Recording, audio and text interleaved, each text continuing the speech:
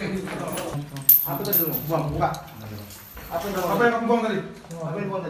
Rumah bandar narkoba di Bandar Jaya Barat, Lampung Tengah, Rabu dini hari digerebek polisi. Fitria Supriyatna, berusia 37 tahun, ditangkap tanpa melawan. Kamu duduk. Yang buang tadi siapa? Ini. Duduk. Apa ini? Ini apa? Dari penggeledahan di rumah tersangka, polisi menyita setengah ons sabu-sabu di dalam plastik hitam yang disembunyikan di bawah kursi ruang tengah. Mana lagi?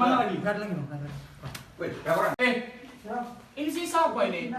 Selain di Lampung Tengah, tersangka juga mengedarkan sabu-sabu hingga luar daerah. Tersangka ditangkap dari hasil pengembangan tersangka berinisial AM, warga Bandar Lampung. Keduanya mendapat pasokan narkoba dari orang yang sama. Yang akan mentransaksikan barang narkotika tersebut sedang standby di salah satu rumah di Kelurahan Bandar Jaya Barat. Nah, dari hasil penangkapan tersebut ada berapa tersangka yang berhasil kita amankan? Jadi kami mengamankan satu orang tersangka inisial AM, masyarakat Bandar Lampung, dengan barang bukti berupa setengah ons sabu-sabu, narkotika jenis sabu, dan 1 HP merek. Kasus ini masih akan dikembangkan polisi untuk mengejar pemasok dan para konsumennya. Tersangka dijerat Undang-Undang tentang Narkotika pasal 112 dan 114 dengan ancaman hukuman 20 tahun penjara. Ari Susanto melaporkan dari Lampung Tengah.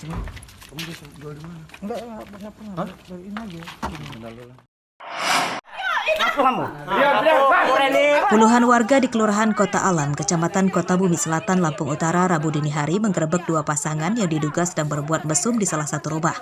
Dari penggerebekan ini, warga mendapati 2 pasangan dewasa yang diduga pasangan selingkuh.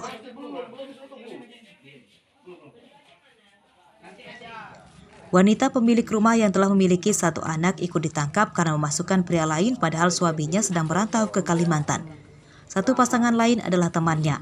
Oleh warga, kedua pasangan ini kemudian diserahkan ke Polres Lampung Utara. Pamong Kelurahan Kota Alam meminta warganya tidak menjadikan daerahnya untuk tempat perbuatan asusila.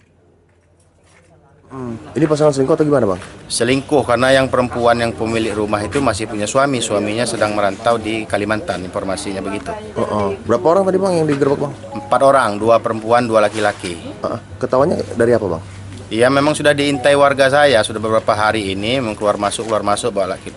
Dia kita tahu keadaannya dia sendiri kan di rumah tanpa suami, tapi kok dia sama laki-laki terus, jadi diintai sama warga. Malam ini baru terjadi. Polisi tidak menahan pasangan mesum yang ditangkap warga. Polisi hanya mendata mereka dan akhirnya dipulangkan setelah dijemput oleh keluarganya masing-masing. Ardi Yohaba melaporkan dari Lampung Utara.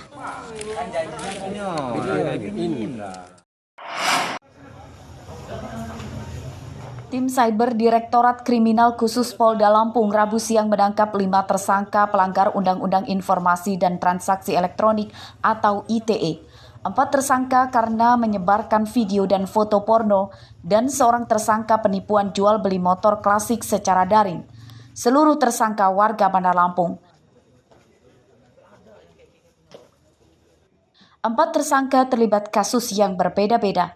Mereka menyebarkan video dan foto porno teman kencannya melalui media sosial. Motifnya karena ada yang sakit hati. Setelah diputus cintanya, ada juga yang memeras korban dengan dimintai uang hingga 5 juta rupiah. Ada pelaku-pelaku yang memang mencari mangsanya atau mencari korbannya dengan mereka berselancar di dunia maya, baik melalui FB, IG, Twitter, dan sebagainya, dengan tujuan adalah untuk berkenalan awalnya. Tapi lama-lama dari perkenalan itu biasanya mereka itu menggunakan foto yang tidak asli, foto yang tidak asli. Dengan tujuannya setelah nanti dekat sudah melting, yang akhirnya adalah timbulnya video chat yang maaf ngomong berbentuk asusila. Nah, polisi mengimbau masyarakat bijak memakai media sosial, seperti tidak mudah terbuai dengan para penipu yang mengajak berkenalan melalui media sosial.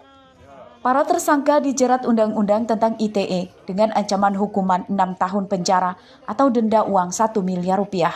Robi Laste melaporkan dari Bandar Lampung.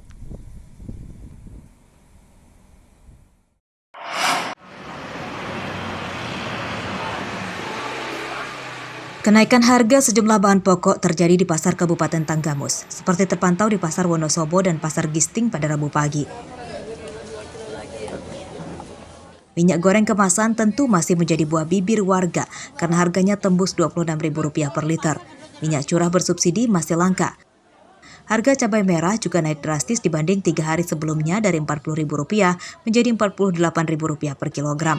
Harga cabai rawit naik Rp5.000 dari Rp25.000 menjadi Rp30.000 per kilogram.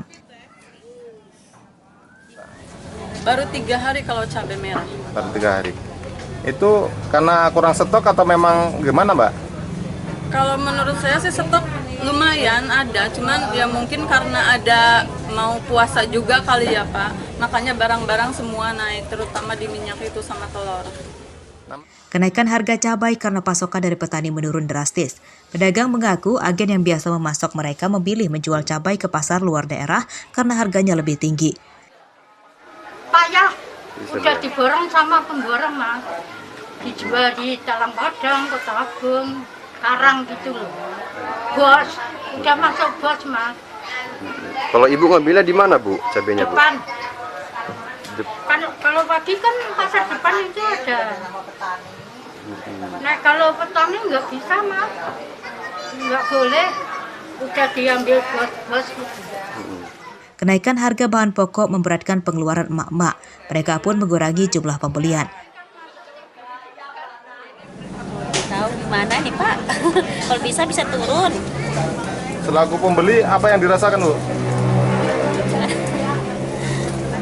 Kecewa aja ini Pak.